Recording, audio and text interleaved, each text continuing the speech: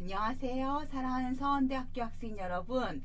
질병의 역사를 알고 팬데믹에 대처하는 방안으로 마이크로러닝 자기관리를 담당한 서원대학교 역사교육과 최선아 교수입니다.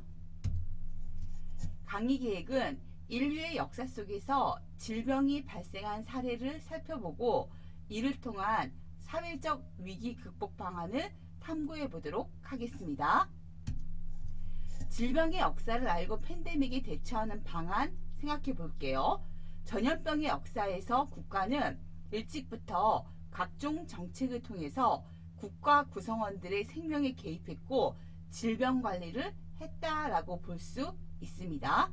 그 중에서도 질병 확산을 막기 위해서 병에 걸린 사람을 어떤 공간에 들어가지 못하게 한다거나 건강한 사람이 병에 걸린 사람과 같은 공간에 들어가 있거나 이런 거를 국가 차원에서 막으려고 했습니다. 따라서 의학의 수준과 관계없이 있어왔던 생명관리 방식이 바로 오늘날에도 적용하고 있는 사회적 거리두기였다라고 볼 수 있습니다. 특히 옆에 있는 사진 자료에서 나와 있듯이 기원전 5세기에 아테네에는 당시 유행하던 전염병 대응을 위한 수로나 운하가 만들어졌습니다. 또한 위생에 대한 인식 확산 속에서 목욕시설과 화장실이 만들어졌다라고 볼 수 있습니다. 고대 이래로 전염병은 수많은 전쟁과 이동 그리고 팽창 과정에서 전염력을 확보하고 특히 정치적 위기를 초래하면서 인간의 삶에 함께 공존했다고 볼 수 있습니다. 또한 상인들이 교역하거나 문명이 발달할수록 전염병이 더 확산됐다라고 볼 수 있습니다. 따라서 전염병이 돌 때는 국가에서는 전염된 이들을 사회로부터 격리하는 공간을 만들었다라고 볼 수 있습니다.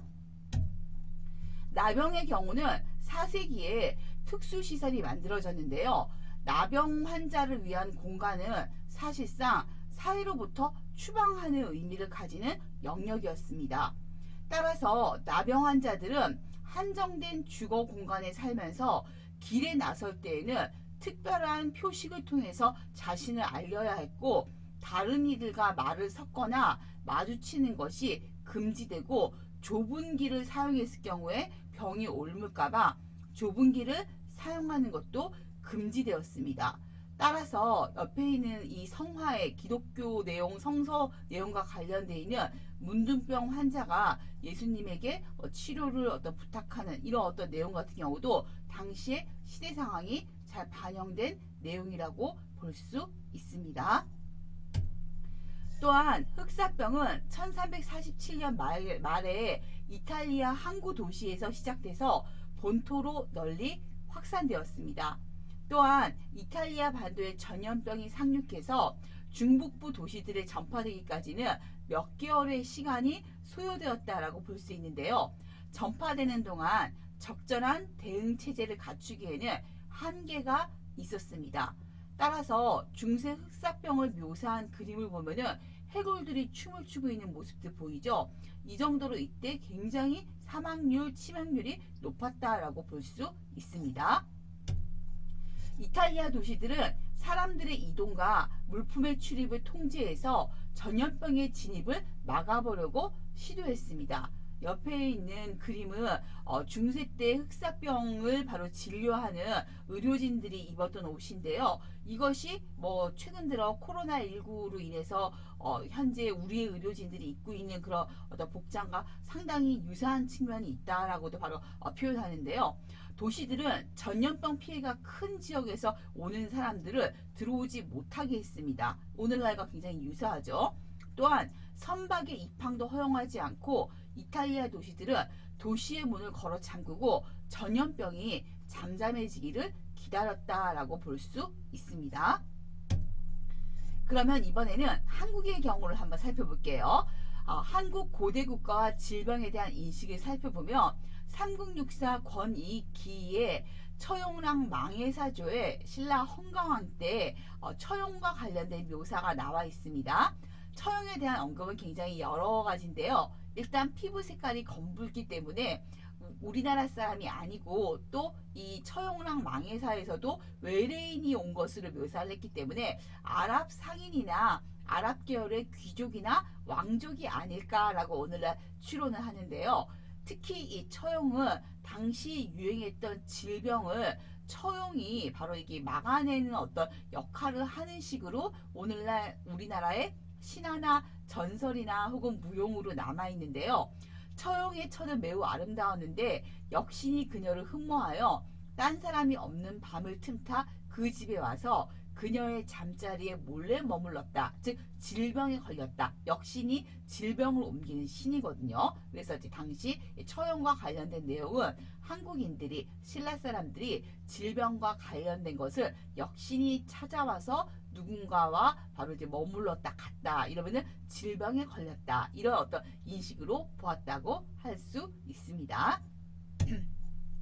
또한 천연두는 먼저 점이 생겼다가 부어오르는 것이 마치 꽃봉오리가 피는 것 같거든요. 옆에 있는 이 사진 자료가 그런데요.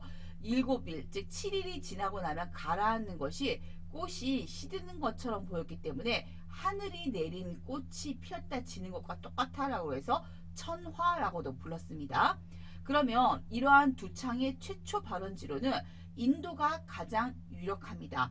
인도에서 실크로드를 따라서 유럽으로 전파되고 중국을 거쳐서 우리나라에 바로 들어오게 되고 또 이것이 다시 일본으로 전파되었다라고 볼 수 있습니다.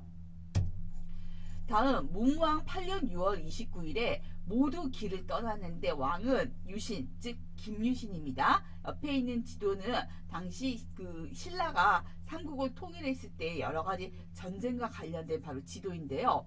삼국사기 신라분기 권유에는 김유신이 풍병을 앓기 때문에 서울에 머물게 했다라고 되어 있는데요. 시대 배경은 고구려의 평양성 공격을 위해서 신라군이 총 출격을 하는 시기였는데 이를 위해서 668년 6월 12일에 당에서 유인계가 수기였던 김유신의 장자 사찬 김상강을 대동하고 당항진에 바로 도착을 했는데 김유신이 풍병을 바로 앓고 있기 때문에 서울에 머무르게 했다라는 기록이 있어서 당시 삼국사기에도 김유신같이 삼국통일에 큰 역할을 했었던 중요 인물의 질병을 기록했었다라는 것을 알 수가 있습니다. 또한 이렇게 전쟁 시기 때 군대 내에서 주로 발생했던 질병으로는요. 각종 찰과상, 자상 등의 외상으로 인한 질환 혹은 과다출혈, 발열 혹은 2차 감염, 탈수 증상 등이 있는데요. 외상에 대한 처치는 군진의학의 핵심으로 전쟁터에서 쉽게 구할 수 있는 말고삐나 활줌을 통해서 다친 부위를 감싸는 즉 요즘을 따지면 깁스하는 그런 어떤 역할을 하는 처방법이 발달했다라고 볼 수 있습니다.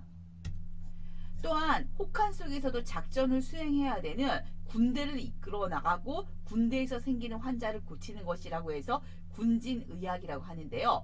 동상에 대한 처방이 발달했습니다. 겨울철에 전쟁을 벌이는데 추위에 이 동상에 걸리면은 전투력이 크게 떨어지잖아요. 따라서 머리카락이나 오동나무 기름을 같이 합쳐서 바르면은 동상을 바로 막을 수 있는 어떤 법이 만들어져서 고려의 향약 해민방이라는 것에 기록이 바로 남아 있습니다. 또한 밀집 대형으로 생활하는 군대 내에서는 각종 전염병 질환이 유행할 수 있는데요. 악창이라든가 옴 같은 옆에 그림 자료처럼 피부 질환이나 혹은 먹거리가 좀 좋지 않아서 생기는 장티푸스, 발진티푸스, 티푸스 같은 질환이 바로 형성되었다라고 볼 수 있습니다. 따라서 우리 선조들은 역사 속에서 질병을 어떻게 받아들였는지를 무가를 통해서 보면 알 수 있는데요. 손님네 3분이 우리 조선을 나오실고 압록강에 당도하니 배 한 척이 전이 없네 라고 해서 손님이 오는 국가로 중국을 설정했습니다. 그래서 옆에 있는 탈바가지가 바로 이런 어떤 질병에 걸린 환자를 상징하는 탈바가지를 바로 만들었는데요. 또 질병에 대한 전근대 시기 역사인식을 살펴보며 속칭 두신을 마마라 하며 마마는 존칭으로서 낭랑과 같다. 세속에서 두신이 강남에서 왔다 하여 손님별이라 하기도 한다. 어린아이가 천연두를 앓으면은 종이 깃대를 만들고 거기다가 강남 호구 별성 사령기라는 글을 써서 문 앞에 꽂아 천연두를 앓는 집이라는 것을 표시한다 라고 되어 있습니다. 또한 포창을 옮기는 신이 스스로 역신의 무리로 칭한다 라고 해서 오주연 문장 전상고에 나와 있고요. 역신은 전염병 가운데에도 두창을 옮기는 귀신을 칭합니다. 따라서 천연두는 두창, 완두창, 두질, 그리고 두진, 두역, 두환, 두후, 천두, 천창 등의 명칭으로 쓰이는데 민간에서는 흔히 질병을 높여 불러야 질병이 사람한테 해코지 안 하고 간다라고 해서 손님, 혹은 상급자를 말하는 마마 이런 이름으로 우대했다라고 볼 수 있습니다. 그리고 두창이 오면 고열을 동반하고 얼굴을 중심으로 온몸에 검붉은 반점이 나달처럼 돋고 병세가 경미하여 대수롭지 않게 지나가는 경우도 있지만 심한 자는 며칠 안에 죽는다. 치료를 하여 낫게 한 뒤에도 흔적이 검붉게 남으며 몇 해가 지나도 방법이 없다라고 표현되어 있습니다. 즉 이렇게 바로 큰 어떤 질병이 바로 유행했을 경우에는 옆에 나와 있는 그림 자료처럼 무당을 불러서 구슬한다거나 이런 걸 통해서 이러한 두창, 천연두를 낫게 하기를 민간에서 기원했다라고 볼 수 있습니다.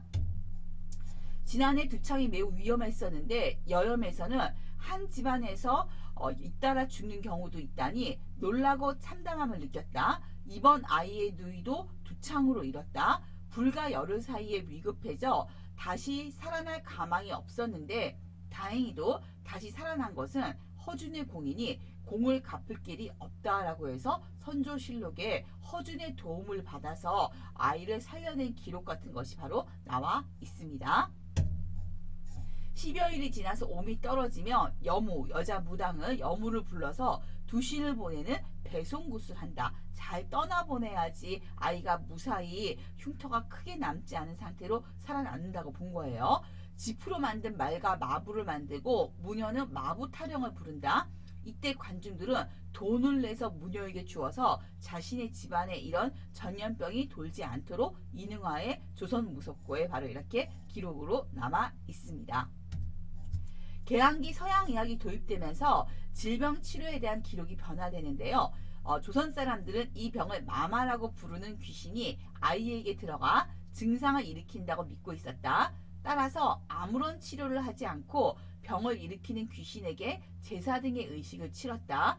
귀신을 위로하고 아이를 죽지 않게 하기 위해서 음식, 꽃 및 돈을 바쳐서 아이가 무사히 낫기를 기원했다라는 기록이 있습니다.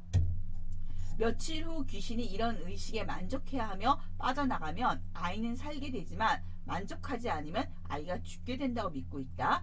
그런데 이 귀신의 집은 조선이 아니라 중국인데 다른 종류의 음식을 먹고 싶어 할 때 조선에 찾아온다고 믿었다라고 해서 고종실록의 제중원과 관련된 이야기가 승정원 일기에 남아 있습니다. 옆에 있는 사진 자료는 바로 조선의 최초의 의료기관인 제중원이라고 볼 수 있죠. 다른 말로는 광해원이라고도 불립니다. 자, 오늘 마이크로러닝 자기관리, 질병의 역사를 알고 팬데믹에 대처하는 방안 여기까지 수업하겠습니다. 고맙습니다.